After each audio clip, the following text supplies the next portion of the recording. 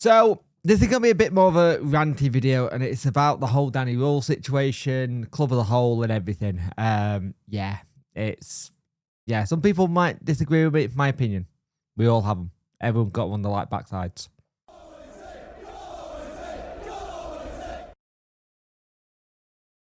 Hi guys, and welcome to this video. If you could like, share, and subscribe to the channel, I much appreciate it. Liking help the algorithm, sharing gets in front of people's faces, and subscribing let me know like channel. Hit that notification bell to let you know when video go live.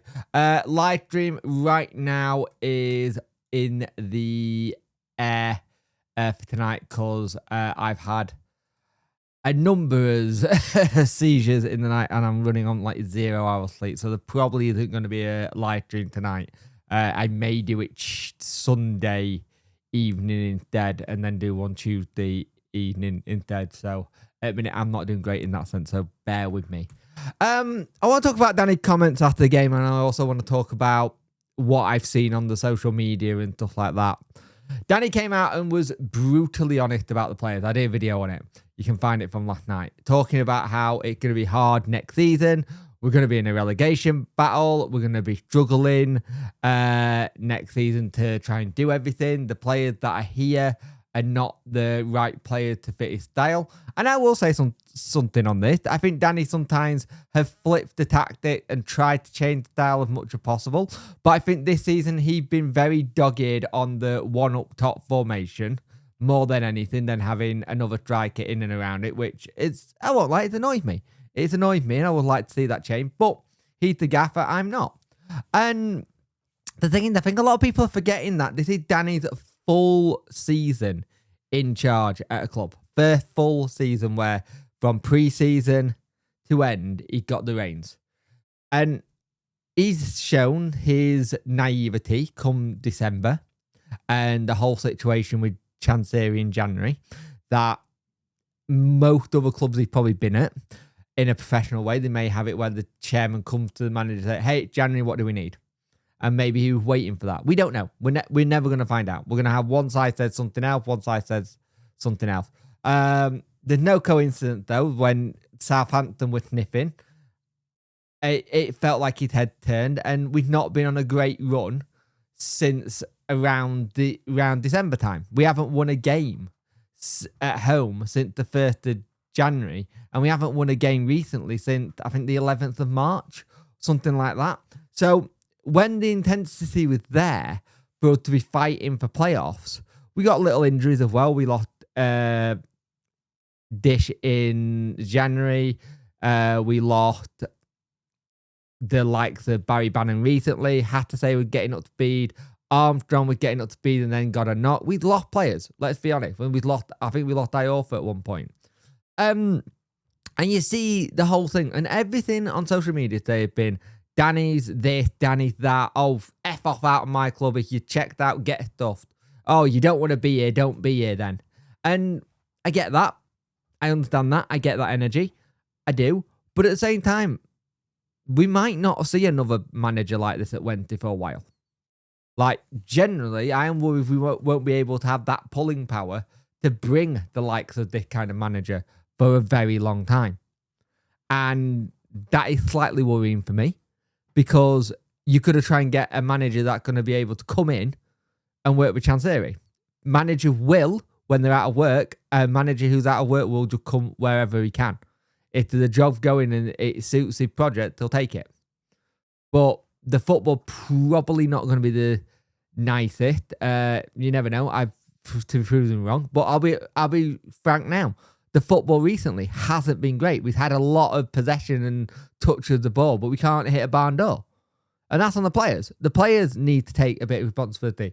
But I think a lot of people in the interview are missing the bit where Danny actually turned around and said in the bit about the relegation thing.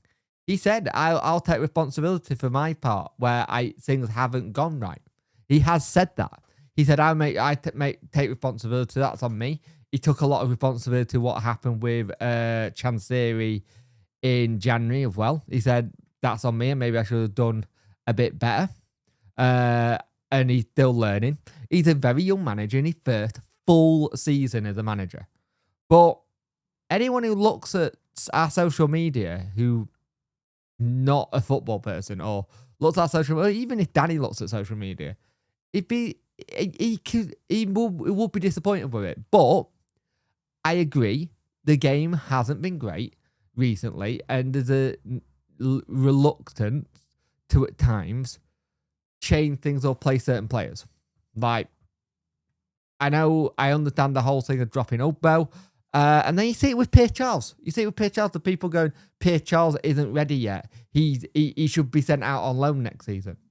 I think he's as our goalkeeper next season. He's going to make mistakes. He's 19. Beadle's 19. He come on loan to get experience and play. Mistakes happen. And it's how they pick themselves up after it. I think you look at how the way we want to play, there's probably a huge part of this team that'll leave one standard. They're not championship standard, they're League One standard. And I think there's a lot that will be going. I think there's a lot that will go, and we will need a very big rebuild in the summer if we're going to get anything. And right now, we haven't got a clue if that person's going to be Danny. We haven't got a clue if that person's going to be Henrik. We haven't got a clue if it's going to be completely someone new. Like he has said, maybe we overachieved in the last 18 months. And we probably did. We probably have. But it's been a good little run to feel like there was a bit of hope of playoffs at times. But we don't have that consistency or that killer player that lights up our team. You look at our squad, you probably say Gassama, probably that one where you look at, you go, he's one that you could look at for the future. Or Pierre Charles maybe in net. But apart from that, that's it. We had to bring on Barry Bannon yesterday to try and help run that midfield again. And it was a difficult job for him to do because he had to come on and do it. But we shouldn't be needing to rely on 35-year-old Barry Bannon. And I will say, some of the players do look like they're down tools. And granted, I've got the other thing saying, players didn't get paid. Maybe that's still stuck in the mind. Maybe they're thinking, we're getting into the middle of the month now. Am I going to get paid in April? Am I going to get paid in May? There's still that possibility that they're thinking, well, payment coming soon. Am I going to get paid? And it's annoying because Danny says that he feels really bad for the fans because all the work they've done, they've been destroyed. He said the support was unbelievable today, even after the performance. They stayed behind Team Samsung's again. Again, a big thank you, but of course it's a shame to take nothing. Normally our away performance are great, but today wasn't good enough, and a little bit of a picture of the last 2 weeks. He said, I'm very disappointed at the moment. I think right now we a little bit destroyed our picture of the last 2 seasons. I must say we've missed a lot of things in the first half as a group. It's hard to see. I'm really sad about this performance. I'm not angry. I'm sad because we have big values and high demands. But we know there's an opponent fighting everything. To say in this league, you need to do everything right. We can't play with 80%. My group has to have 100% to have a chance, and we're not doing that. And he's probably right. We are probably playing at 80% and not really getting anywhere. And you could probably even say we're playing at 50%. This whole situation where we can't string a 90 minutes together have been an issue for so long at this club. Darren Moore had the issue. Gary Monk had the issue. Steve Bruce had the issue. Now you're seeing Danny got the issue. This isn't something that just happened overnight. It's been something long term. And by what sounds of stuff, we don't know what's going on. We're waiting on the EP minute. Please remember, let them take their time. They've got to condense 6 hours of the meeting down, and everyone's got to agree on it. So be very patient with that. But I know patience in football clubs, and especially Sheffield Wednesday, is not a word everyone likes. Everyone wants it now. They want the information now. They want to find out what's going on. We all do. But there's not a lot we can do until they're out to see what's happening. And granted, there'll be bits that may not get put in. DC may not put things in, and it got to be agreed by everyone. And that's the problem. If the panel go, we are all right with this, and then DC, I don't want that bit in, you got to go back and do it again.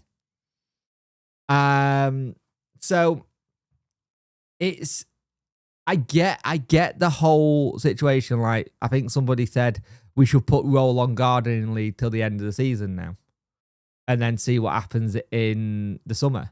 Because at the end of the day, right now, either Danny's going to have to quit the job, which doesn't look good on him going into another job. Granted, people could kind of understand with the situation that's going behind the scenes, or someone's going to come in and pay out his release clause.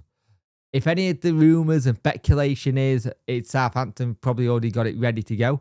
But right now, he's probably not doing his chance of another club any favours with the run we've been on, with how we played, with how the losses have been.